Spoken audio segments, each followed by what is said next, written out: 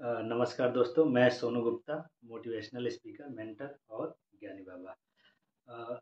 एक लड़की थी जिसको कि ऑडिशन देना था और वो ऑडिशन देने के लिए बहुत परेशान थी, लेकिन उसके अंदर एक बहुत ही बड़ा डर था कि वो फेल हो जाएगी और वो गाना जो है ऑडिशन जो गाना था उसको, वो नहीं गा पाएगी।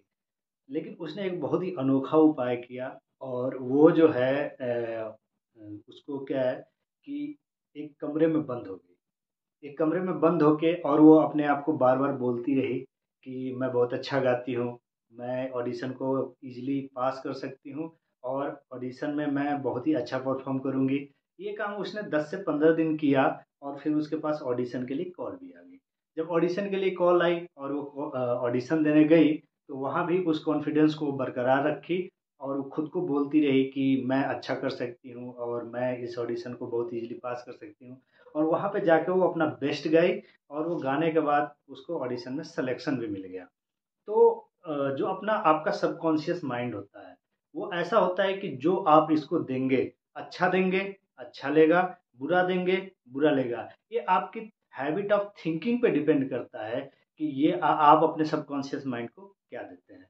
जैसे आपका सबकॉन्शियस माइंड और जो माइंड होता है, वो दोनों कैसे काम करते हैं, उसके बारे में डिस्कस करेंगे। हाउ योर माइंड्स वर्क्स, ये इस चैप्टर का नाम है।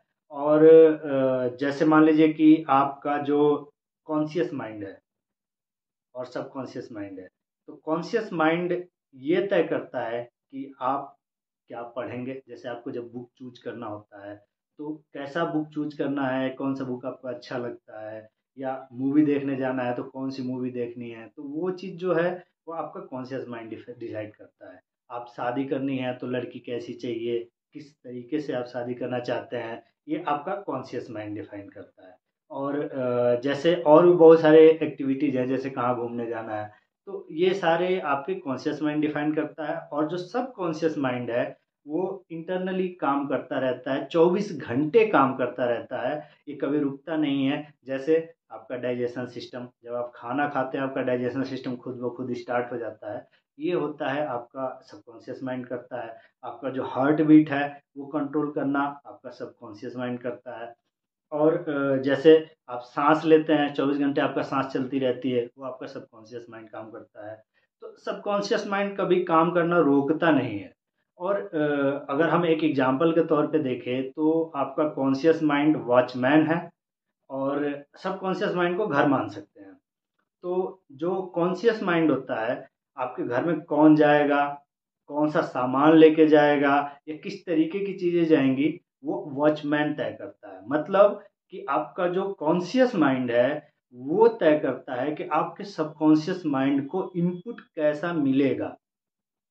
तो और जो आपका कॉन्शियस माइंड है, वो कभी भी सबकॉन्शियस माइंड है, वो कभी भी आपके कॉन्शियस माइंड से आर्गुमेंट नहीं करता कि ये अच्छा है या बुरा है, या क्या अच्छा है या क्या बुरा है। आपके सबकॉन्शियस माइंड में जो चीज़ें आप डालोगे, वो उस चीज़ को एक्सेप्ट कर लेता है। अगर आप अच्छी आदतें डालोगे, अच्छी बातें डालोगे, तो ये अच्छा सोचेगा। अगर आप बुरी आदतें डालोगे और बुरा सोचोगे, तो ये बुरा सोचेगा, क्योंकि इसको पता ही नहीं कि क्या अच्छा है और क्या बुरा है।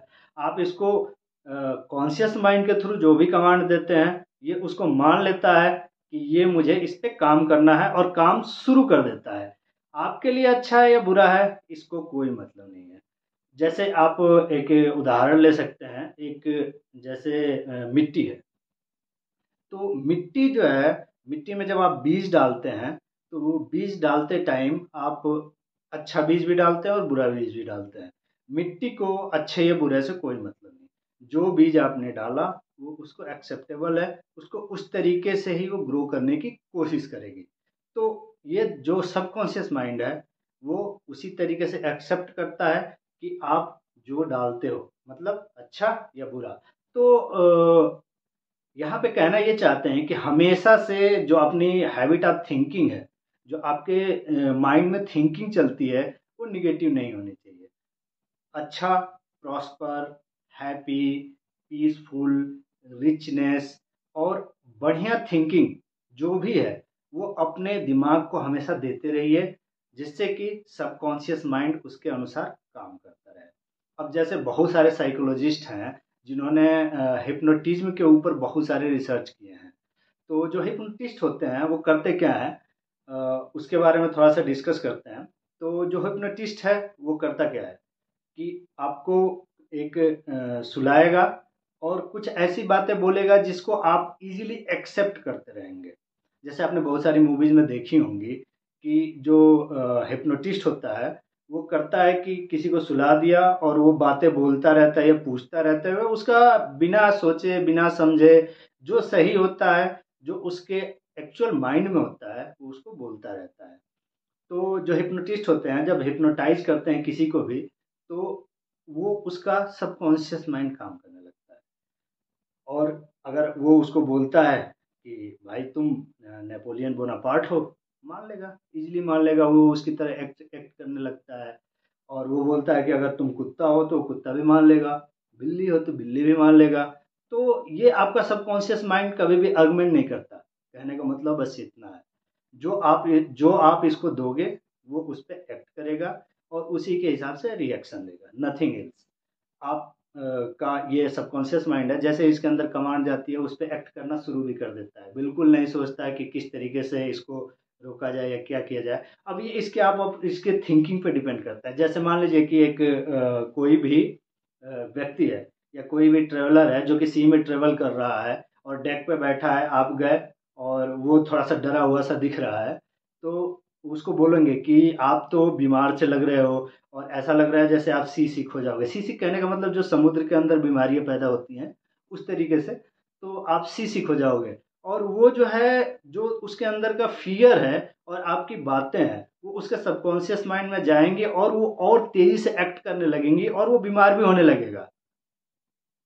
इस चीज को समझिएगा कि एक फियर उसके अंदर ऑलरेडी है और आपने दूसरा फियर उसके अंदर पुट किया, तो वो उसके ऊपर ही एक्ट करने लगेगा और वो बीमार होने लगेगा। वो सी सिक नहीं भी होगा तो सी सिक हो जाएगा। क्यों? क्योंकि उसका सबकॉन्शियस माइंड उस कमांड को एक्सेप्ट कर लिया और उस पर एक्ट करना शुरू कर दिया। यही सेम बात आप किसी सेलर से जाके बोलो या किसी ऐसे व्यक्ति से बोलो जो जॉयफुली वहां पे है, तो वो आपकी बातों पे हंसेगा या हो सकता है वो आपको मजाक में भी ले ले, और वो उसके ऊपर जो है उस बात का कोई असर नहीं होगा और ना ही वो उस पर एक्ट करेगा। तो जो आप कमांड देते हो वो पर्सन टू पर्सन डिपेंड भी करता है। पर्सन टू पर्सन डिपेंड इसलिए करता है क्योंकि जो आपका हैबिचुअल थिंकिंग स्टाइल है, negative and positive, failure and success, ये उसी के ऊपर डिपेंड करता है। आपका सबकॉन्शियस माइंड उसी हिसाब से काम करता है। अब जैसे एक और एग्जाम्पल है जो कि जोसेफ मर्फी साहब ने यहाँ पे दिया है, वो है एक लेडी का।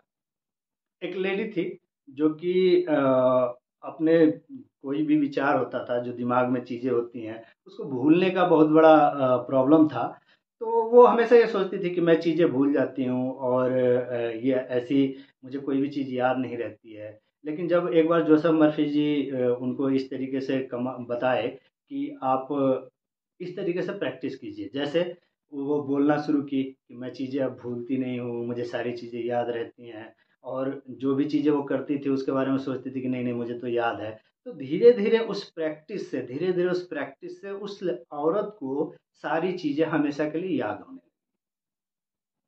मतलब कि उन्होंने जो अपने कमांड देने का तरीका बनाया, जो अपने जो सबकॉन्शियस माइंड है उसको जो एक्टिवेट जिस तरीके से उन्होंने किया, तो वो चीज़ें उसके अंदर जो डेवलप हुई, वो ना जो उनके भूलने की प्रक्रिया थी उसको चेंज कर।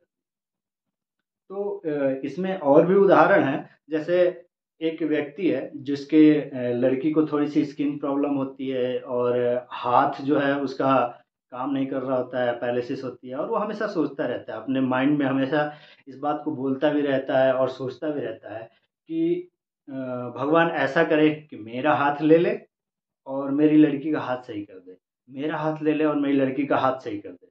तो होता ऐसा ही है, एक बार एक्सीडेंट होता है और उसका हाथ टूट जाता है, हाथ चला जाता है और उसकी लड़की का स्किन प्रॉब्लम और हाथ दोनों ही सही हो जाते हैं। तो ये एक मिरेकल नहीं है, ये आपके जो सबकॉन्शियस माइंड है उसका कमाल है। वो आपके चारों तरफ लॉ ऑफ एट्रैक्शन के तहत सारी चीज़ें तैयार करता है और वही होती है जो आप सोचते हैं, जैसा आप सोचते हैं। जैसे रिलीजियस ज़्यादातर जो इस तरीके की चीज़ें होती हैं वो रिलीजियस थिंकिंग्स में देखी गई हैं।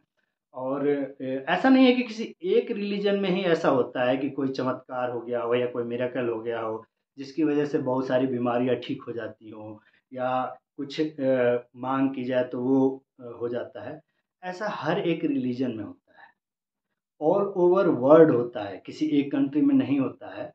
तो एक जैसे महिला थी जापान में और फ्रांस में। तो यहाँ पे फ्रांस का एग्जांपल लेंगे। तो फ्रांस में एक महिला थी जो कि ब्लाइंड थी, और मेडिकली भी प्रूव हो चुका था कि वो कभी भी वो देख नहीं सकती है। वो फिर चर्च गई, चर्च में उसने प्रेयर करना शुरू किया, और कुछ दिनों बाद ऐसा हुआ कि प्रेयर करने के बाद उसकी आंखों में रोशनी आ गई। और जब मेडिकली उसको चेक किया गया तो वो अपने डेड आइज से देख रही थी। मतलब समझ सकते हैं कि डेड आइज से, जिसको मेडिकली ये प्रूव कर चुका है मेडिकल कि ये देख ही नहीं सकती। और फिर कुछ दिनों बाद उसकी डेड आइज भी सही हो गई और वो देखने लगी। तो ये मिरेकल जो है, ऐसा नहीं है कि वो किसी रिलीजियस या रिलीजन की वजह से हुआ, या जो प्रेयर किया उसकी वजह से हुआ। प्रेयर उसको वो बिलीव बिलीफ सिस्टम जनरेट करके दिया उसके सबकॉन्शियस माइंड को कि वो देख सकती है, और जिसके चलते उसने देखना शुरू भी कर दिया। इस तरीके के बहुत सारे उदाहरण दिए हैं। और बस यही एक कहना चाहूँगा कि ये जो एग्जाम्पल्स हैं या सबकॉन्शियस माइंड के सोचने का तरीका है, ये टोटली हम 100% ये आपके ऊपर डिपेंड करता है कि आप इसको किस तरीके का कमांड देते हैं और सोचते कैसे हैं, आपका वे ऑफ थिंकिंग क्या है। अगर हमेशा आप गुडविल या गुड सोचते हैं, सबके लिए अच्छा सोचते हैं, अपने लिए अच्छा सोचते हैं, और ऐसा सोचते हैं कि मेरे साथ हमेशा अच्छा होगा, मैं हमेशा पीस में रहूँगा, मैं हमेशा हैप्पी रहूँगा, मेरे जितने भी रिलेशनशिप्स आसपास हैं वो अच्छे रहेंगे, और मैं हमेशा रिच रहूँगा, मैं बहुत पैसे कमाऊँगा, और मैं हेल्दी रहूँगा। तो आप अपनी सोचने की तरीके को बदलिए, और कमांड दीजिए अपने जो सबकॉन्शियस माइंड है उसको, कि आप इस तरीके से जी रहे हैं। आपका कॉन्शियस माइंड इसमें बहुत ज़्यादा भूमिका निभाता है, क्योंकि वही आपको सोचने का तरीका बताता है। तो कॉन्शियस माइंड के थ्रू सबकॉन्शियस माइंड को कमांड दीजिए, और अगले चैप्टर में और भी इंटरेस्टिंग जानकारी मिलेगी, क्योंकि ये जो सबकॉन्शियस माइंड वाले चैप्टर है ना, बड़े ही अच्छे हैं। अगर आप सारे चैप्टर्स को अच्छे से सुन लेते हैं और समझ लेते हैं, तो रियली बता रहा हूँ, ये आपकी ज़िंदगी में बहुत सारे चेंजेस ला सकते हैं। तो सुनते रहिए, और अपने सबकॉन्शियस माइंड को उसके हिसाब से कमांड देते रहिए। जय हिंद, जय भारत।